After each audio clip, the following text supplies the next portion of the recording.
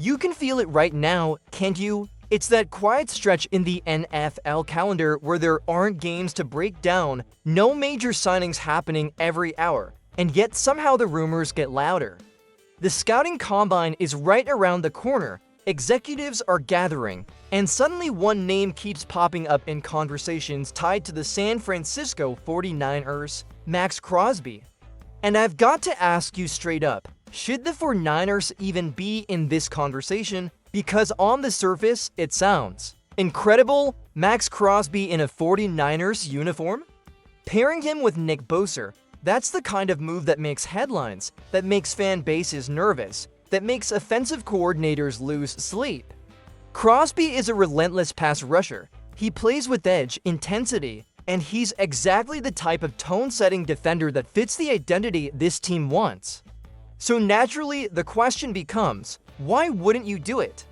But this is where we have to slow down and think like a front office instead of like fans scrolling social media. The 49ers don't pick until 27th overall in this draft. That right there changes everything. If you're the Raiders and you're moving a player like Max Crosby, you're not doing it for a discount.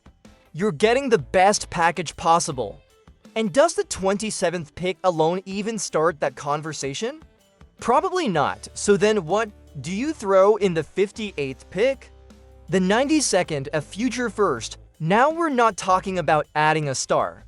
We're talking about mortgaging draft capital. And I want you to answer this honestly in the comments. If it takes the 27th pick and more, are you pulling the trigger? Yes or no, because here's the thing, the 49ers are not sitting in a position where they have surplus picks to burn.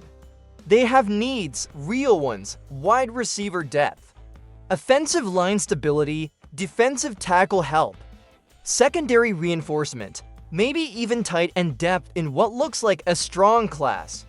This isn't a roster with zero holes. Now, if the 49ers were truly one player, if everything else was locked down, young, cheap, and stable, then maybe you talk yourself into it. Maybe you justify the splash, but that's not the reality of where this team is right now. And that's why some voices around the team are saying this doesn't make sense. It's not about whether Max Crosby is great. He is. It's about timing. It's about cost.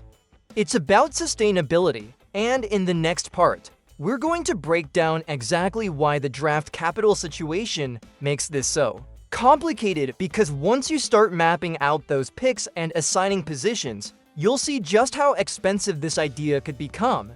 Before we get there, make sure you're subscribed and turn on notifications. We're pushing toward 2,000 subscribers, and if you want smart, level-headed for Niners analysis instead of just hype headlines, you're in the right place. Now let's talk about that 27th pick and why it might be the biggest reason this trade never happens. Alright, let's keep rolling. Here's the thing that really brings this entire Max Crosby conversation back down to earth. And it all starts with one number, 27. That's where the 49ers are picking. 27th overall, and that matters more than most fans want to admit, because when you're talking about trading for a true superstar, that pick alone doesn't move the needle. If you're the Raiders and you're even entertaining the idea of moving a player like Crosby, you're not looking at the back end of the first round and saying, yeah, that'll do it. You're looking for premium ammo. Top-tier value, something that accelerates your rebuild or retool in a real way. So now the conversation shifts, because if 27 isn't enough, what comes next? Are you adding the 58th pick, the 92nd? Are you dipping into next year's first rounder? And this is where things get uncomfortable, because now you're not just paying for Max Crosby with money, you're paying for him twice. Once with draft capital, and again with a massive contract. Let's slow this down and actually walk through it, because this part gets lost in the hype. The 49ers currently have 7 picks. 7 chances to add young, cheap, controllable talent to a roster that absolutely needs it. If you sit at 27 and you take an edge rusher, great. You still have a second-round pick at 58 where you could add a wide receiver.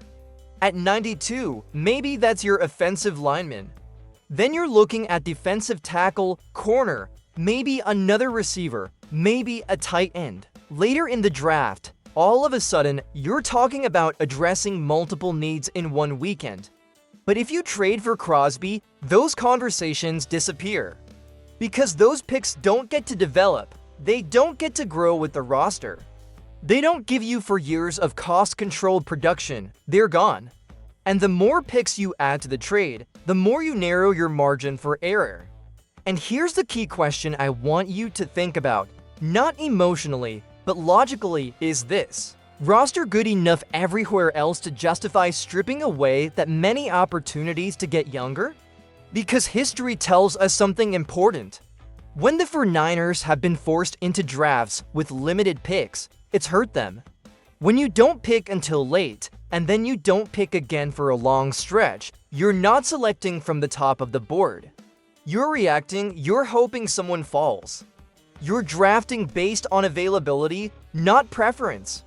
That's not where smart teams want to live. And let me ask you this directly. If the Raiders say it takes the 27th pick this year and a first-rounder next year, are you still doing it? I want a yes or a no from you in the comments. No explanations, just yes or no. Because that's the kind of decision this actually comes down to. The idea of Max Crosby in red and gold sounds incredible.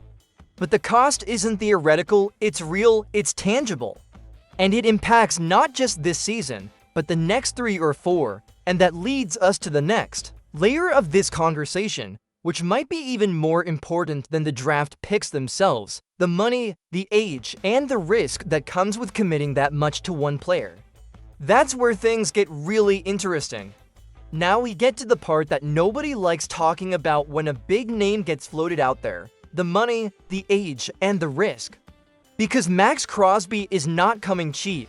He's turning 29. He's coming off a meniscus repair.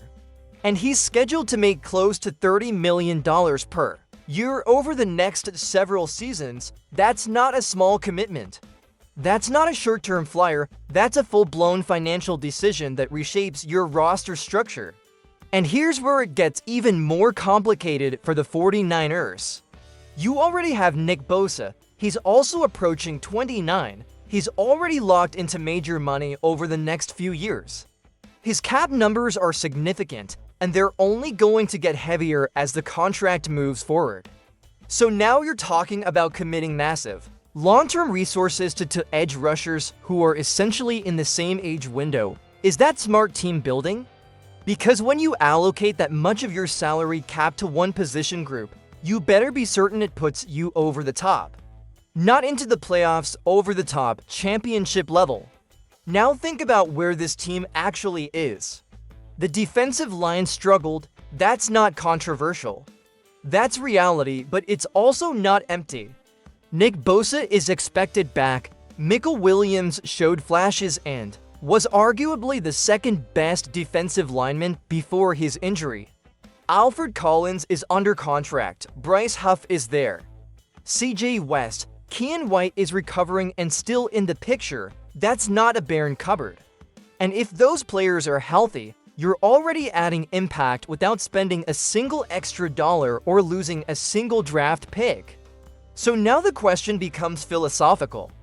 Are you trying to fix everything with one star? Or are you trying to build sustainable depth across the roster? Because when you commit roughly $30 million per year to Crosby, you're locking yourself into a top-heavy structure. And that structure can work, but only if your drafts hit. Only if your mid-round picks develop. Only if your cheap contracts outperform their value. And here's where I want you to weigh in, to edge rushers making around $30 million per year each. Championship formula, or cap disaster waiting to happen?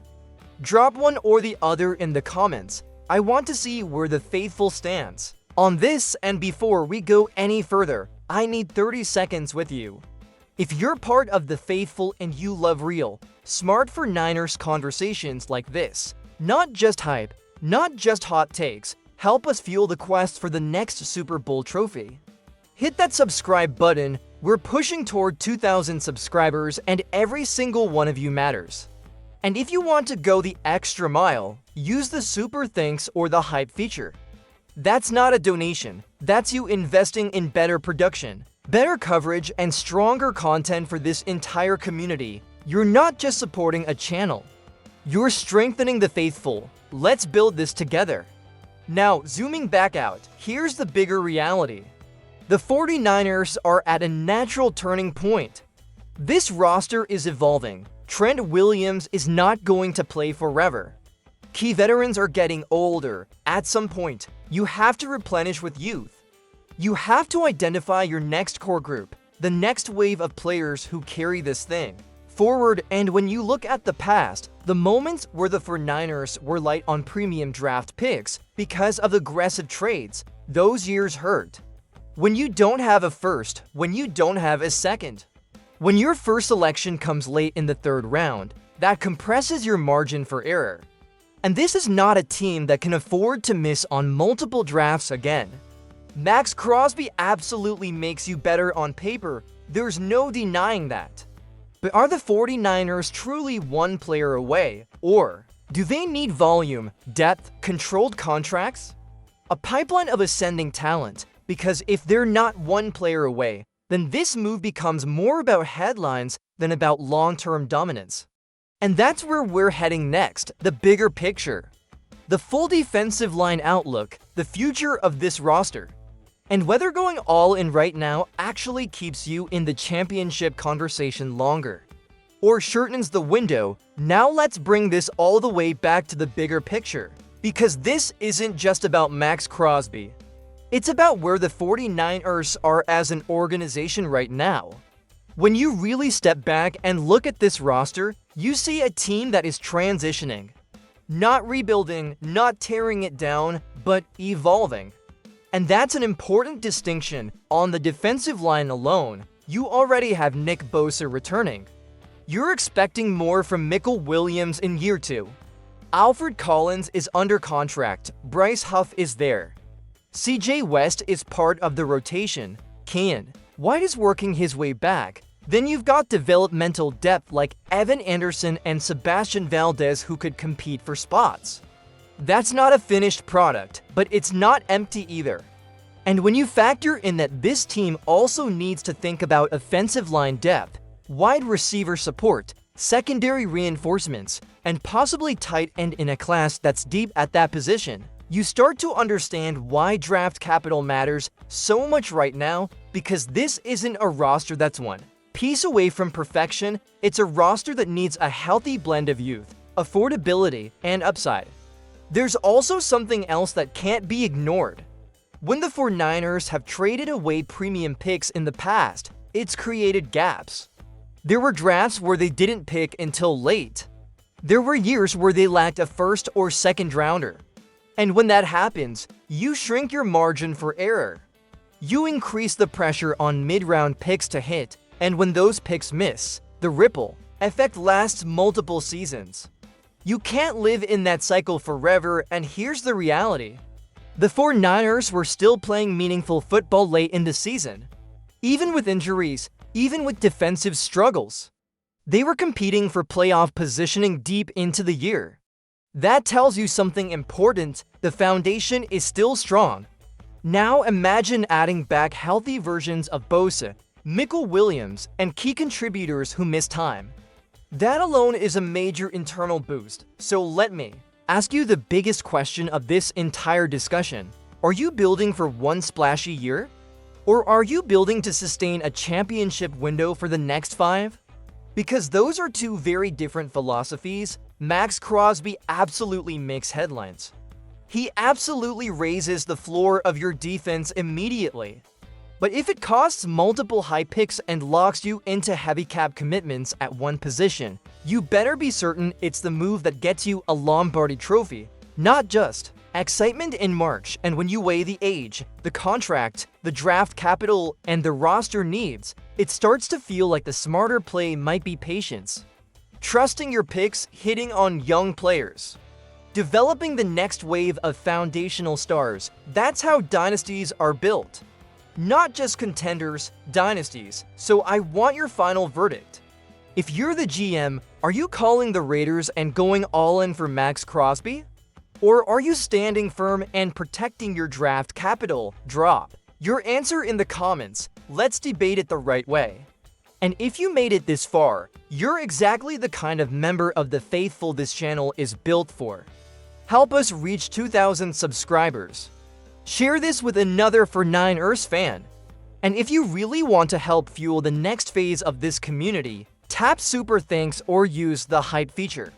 That's how we keep leveling this up together.